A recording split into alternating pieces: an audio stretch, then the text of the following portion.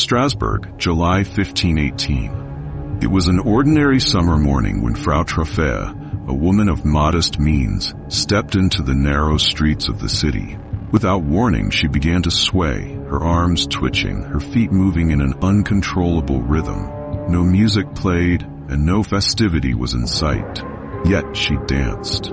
The phenomenon occurred in Strasbourg, a city that was then part of the Holy Roman Empire, under the rule of Emperor Maximilian I. Frau Trophäa's uncontrollable dancing began near the Trophäa family home, located on the outskirts of Strasbourg's central district.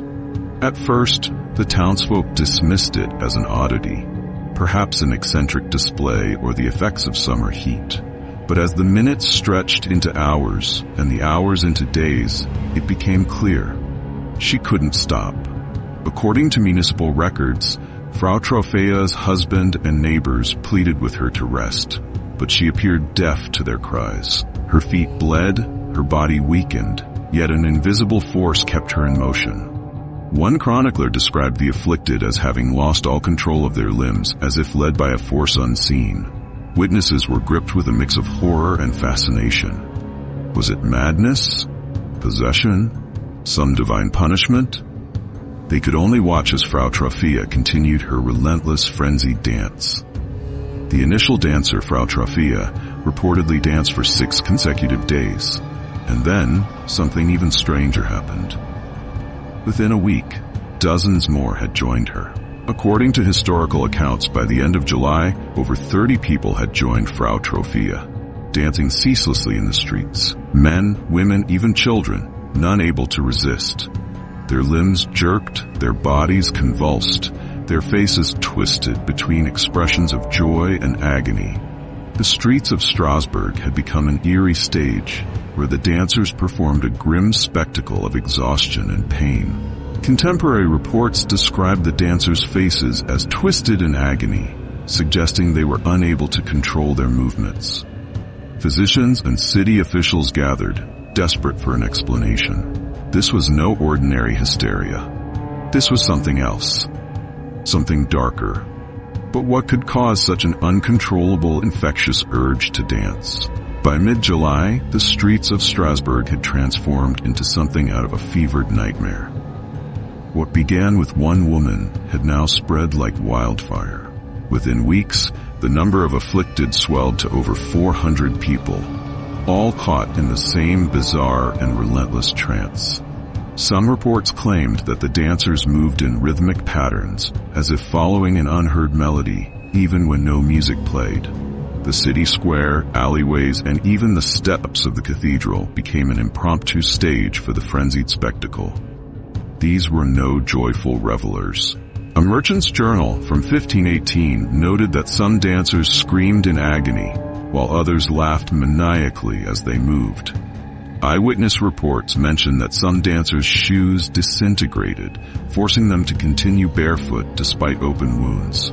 Their feet, raw and blistered, left bloody prints on the cobblestones. Their bodies, drenched in sweat, trembled with fatigue. They danced through hunger, through thirst, through searing summer heat. Some collapsed, only to be pulled up again by the unrelenting compulsion. The hot summer of 1518, with temperatures soaring above 30 degrees Celsius, 86 Fahrenheit, likely worsened the suffering of the afflicted. While exact numbers are debated, some reports suggest that at the peak of the outbreak, up to 15 people per day succumbed to exhaustion or heart attacks due to continuous dancing.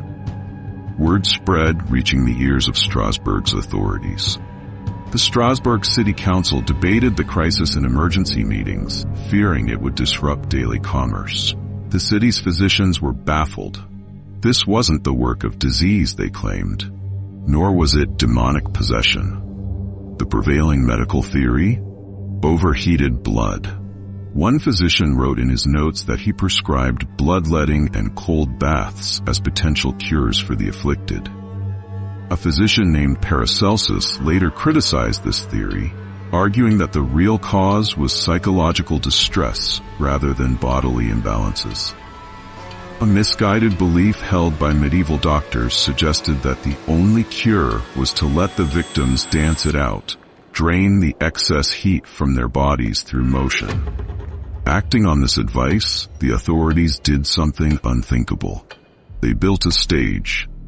City records confirm that a group of pipers and drummers were commissioned to play for the dancers in early August 1518. The plan backfired spectacularly. The music only seemed to fuel the hysteria. The dancers did not stop. Instead, the plague of movement grew stronger. The very thing meant to cure them had turned into a curse of its own. But why? What force could compel so many to move against their will? And how could it spread like a contagion? Theories began to swirl, some logical, others steeped in the deep superstitions of the time. The church whispered of divine punishment.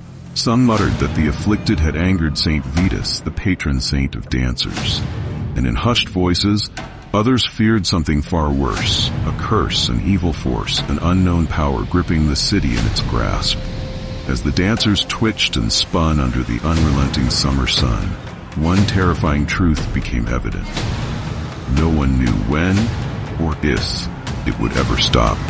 Could the dancing plague of 1518 be the result of mass hysteria, a physiological illness, or something more sinister?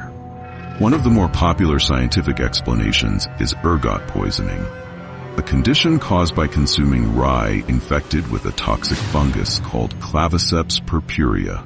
This fungus contains chemicals similar to LSD, which can cause vivid hallucinations, muscle spasms, and uncontrollable movements. It's a compelling idea. The people of Strasbourg, like most in medieval Europe, relied heavily on rye bread. If a batch had been contaminated, it could explain why so many succumbed to the strange affliction. Analysis of medieval grain storage practices suggests that rye left in damp conditions was highly susceptible to ergot fungus contamination. However, there's a flaw in this theory. Ergot poisoning typically causes convulsions and muscle contractions, not coordinated dancing movements. Another widely accepted explanation is mass psychogenic illness, MPI, a psychological disorder that spreads through communities, often under stress. In times of high anxiety, a single person's symptoms can trigger a domino effect, leading others to unknowingly mirror the behavior. Strasbourg in 1518 was a city under immense strain. Strasbourg had endured a deadly outbreak of bubonic plague just 20 years prior, leaving psychological scars on the surviving population. Famine loomed, and religious tensions were at an all-time high. Fear and desperation gripped the population. Some historians believe that Frau Troffea's initial dancing episode might have planted a subconscious suggestion in the minds of others, causing them to join in involuntarily. This theory explains why the plague spread so rapidly, and why it disproportionately affected certain groups, particularly women, who were more vulnerable to societal pressures and stress-induced disorders. But even this theory has gaps. Why did it manifest as dancing, and why did it persist for so long? To the people of 16th century Strasbourg, the answer seemed clear. Saint Vitus was punishing them. Saint Vitus, the patron saint of dancers, was often invoked in cases of trembling and seizures. Some believed that those afflicted had either offended him or fallen under his curse. Religious leaders urged the afflicted to repent, leading to exorcisms, prayers, and pilgrimages. A shrine to Saint Vitus stood just 40 miles from Strasbourg, and desperate families took the afflicted there in hopes of divine intervention. But these efforts did little to slow the epidemic. Even today, historians and scientists struggle to fully explain the dancing plague of 1518. What is certain is this. For weeks, an entire city was held hostage by an unseen force, compelling hundreds to dance until they dropped. And to this day, we may never truly know why. Then, just as inexplicably as it had begun, the dancing began to wane. Some dancers collapsed from sheer exhaustion, their bodies too weak to continue. Others, taken to shrines in the countryside, miraculously recovered after prayers and rituals. Eventually, as autumn arrived, the phenomenon faded into obscurity. The last of the afflicted stopped moving, and the city returned to an uneasy calm. Strasbourg's authorities, unwilling to dwell on the chaos, never issued an official explanation. By September 1518, the city council banned all public music and dancing, fearing it would trigger another outbreak. The event became little more than a whispered legend, a warning of what could happen when unseen forces take hold of a community. Strangely, the dancing plague of 1518 was not an isolated event. Other outbreaks of compulsive dancing had been recorded in medieval Europe, though none on such a scale. Similar cases were documented in Germany, France, and Switzerland throughout the 14th and 15th centuries. One of the earliest recorded instances occurred in 1021, when a group of people in Bernburg, Germany, reportedly danced uncontrollably outside a church, refusing to stop even when threatened with excommunication. A 15th century case in Italy describes people dancing uncontrollably until priests forced them to the ground and read exorcisms over them. Another case in 1374 swept through dozens of towns along the Rhine River, eerily mirroring the events of Strasbourg centuries later. Each time, the episodes were marked by the same disturbing symptoms: involuntary movement, extreme exhaustion, and, in some cases, death. Between the 14th and 17th centuries, over 10 outbreaks of dancing plagues were recorded across Europe, though none as large as the 1518 event.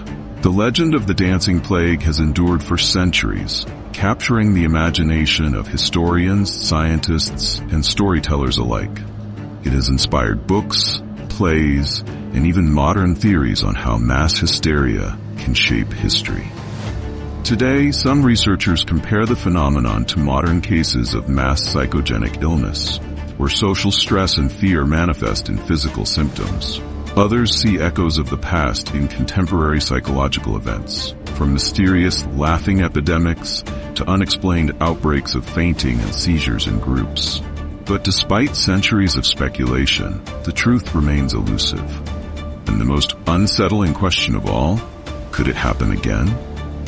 And if we've learned anything from Strasbourg's tragic summer of 1518, it's that human behavior is far more susceptible to the unknown than we'd like to believe. So the next time you see a sudden, unexplained mass event, a bizarre trend, a mysterious illness, a wave of unexplained panic, ask yourself, are we truly in control of our minds and bodies? Or are we still dancing to forces we don't yet understand? Thank you for watching. If you found this mystery as fascinating as we did, hit that like button and subscribe for more chilling, deep dives into history's strangest unsolved events. Could this happen again? What do you think really caused it? Drop your theories in the comments below. This is Freak Files channel that bring mystery and horror story to life via documentary. And remember, not every plague comes with fever and chills. Some arrive with music you can't ignore.